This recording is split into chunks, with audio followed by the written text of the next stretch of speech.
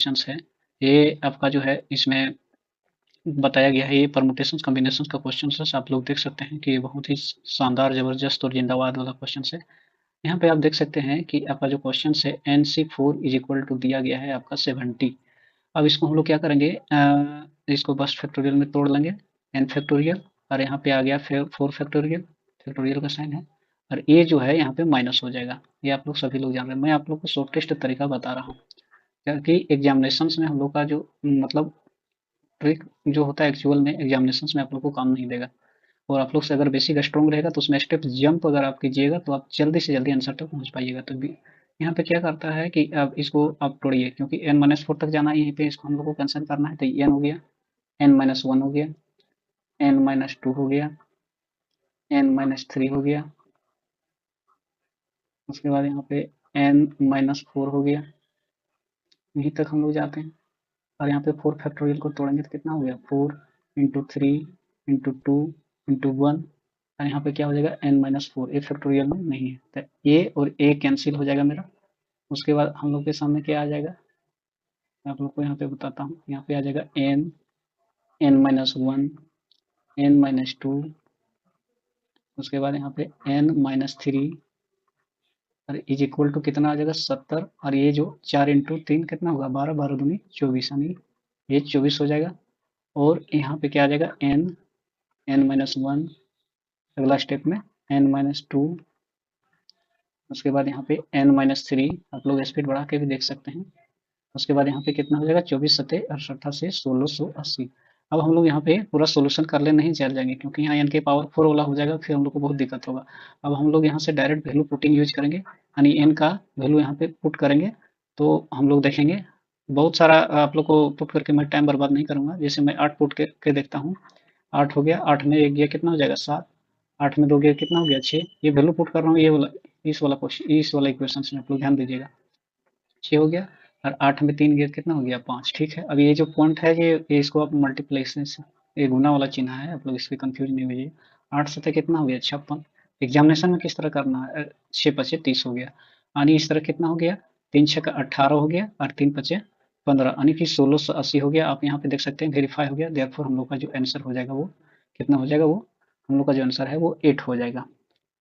चलिए हम लोग चलते हैं नेक्स्ट क्वेश्चन में, हम लोग यहाँ पे नेक्स्ट क्वेश्चन में चलते हैं।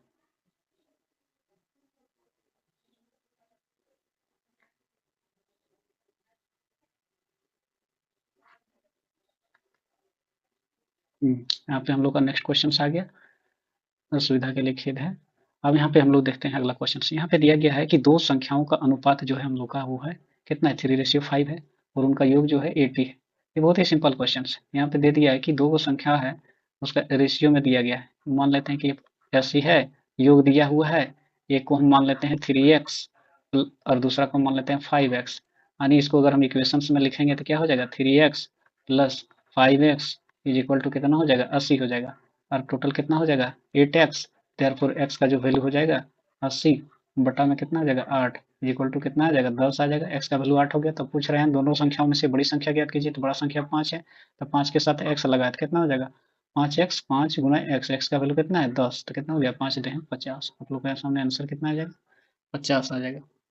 आप लोग इस में आप देख सकते हैं कि कितना बेहतरीन क्वेश्चन है, और ये जबरदस्त क्वेश्चन है, एग्जामिनेशन पॉइंट ऑफ व्यू से बहुत इंपॉर्टेंट है। कुछ कुछ क्वेश्चन इजी आएंगे, कुछ मजेदार आएंगे, तो उसका हम लोग डिस्कशंस करते हुए हम लोग पे चलेंगे। चलिए चलते हैं हम लोग नेक्स्ट क्वेश्चन की ओर चलते हैं।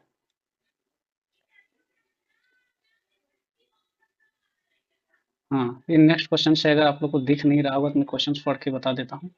आप लोग 20% चक्रवृद्धि ब्याज पे यहाँ बोला गया कि निवेश की गई कोई राशि है, मतलब कोई राशि है और कम से कम कितने वर्षों में स्वयं का 2 गुना हो जाएगा।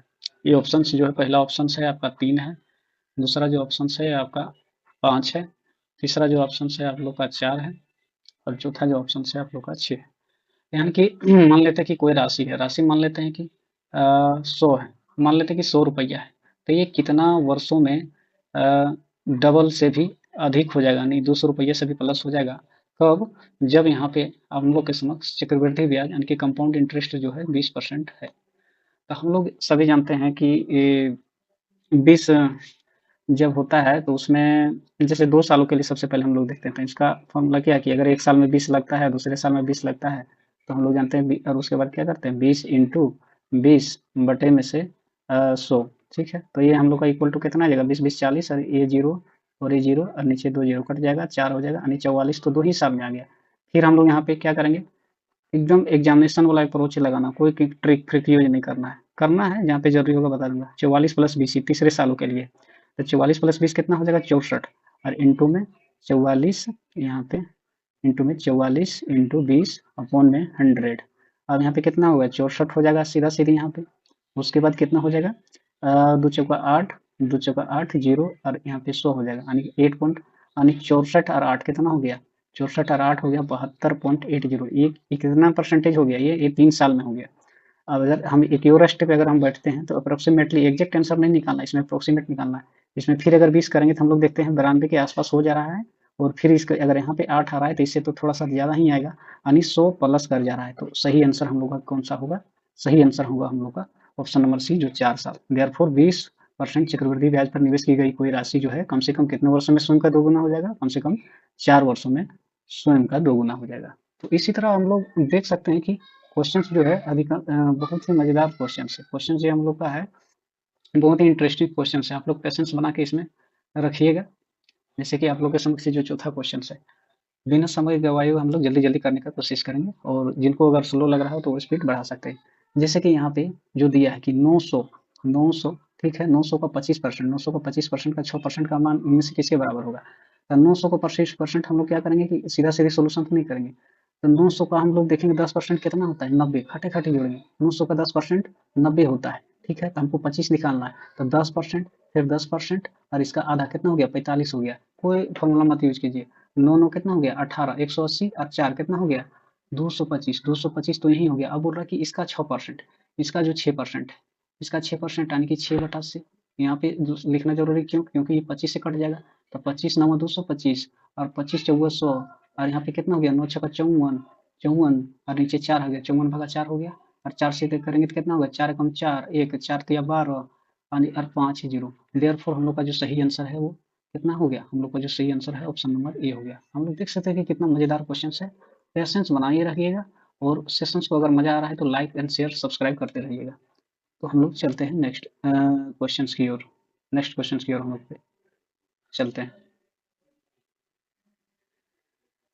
आप लोग से रिक्वेस्ट है कि आप लोग अपना कमेंट में आंसर जरूर बताइएगा कि ये जो है आप लोगों को सेशंस कैसा लग रहा है। यहाँ पे देखिए नेक्स्ट क्वेश्चन जो है हम लोग के सामने समक्ष आ गया है। नेक्स्ट क्वेश्चन है, यहाँ पे बोला गया है कि एक खिलौने को 16% के लाभ पर बेचा गया, ठीक है। यदि इसे 10 रुपया अधिक में बेचा गया होता और 20% का लाभ प्राप्त होता तो खिलौने का मूल्य ज्ञात कीजिए। अब हम लोग इसको अप्रोक्सीमेटली इसको हम लोग बनाएंगे। बोला कि 16% के लाभ पर बेचा गया, ठीक है, तो 100 मान लेते हैं। इसको कितने पर बेचा गया 116 पर बेचा गया। यदि इसे 10% यदि इसे 10 रुपया में, इसको हम परसेंटेज और रुपया को 100 मान के ही चलेंगे ताकि हम लोग को कंफ्यूजन ना है। यहाँ बोल रहा है कि 100 रुपया में है और 116 में बेचा गया, ये मेरा हो गया कितना हो गया, ये मेरा हो गया एसपी, ठीक है, और ये मेरा हो गया खरीदारी सीपी, ठीक है। तो ये बोल रहे हैं यहाँ पे कि 100 रुपया में खरीदा गया और 116 में बेचा गया। यदि बोल रहा है इसे 110, यदि इसे 10 रुपये अधिक में बेचा गया होता यानी 116 रुपये में बेचा गया, तो इसको बोल रहा है कि 126 रुपये में बेचा गया होता तो 20% का लाभ होता। इसको बोल रहा है कि अगर इतना में बेचा गया होता तो 20% का लाभ होता, तो 20% का लाभ होता।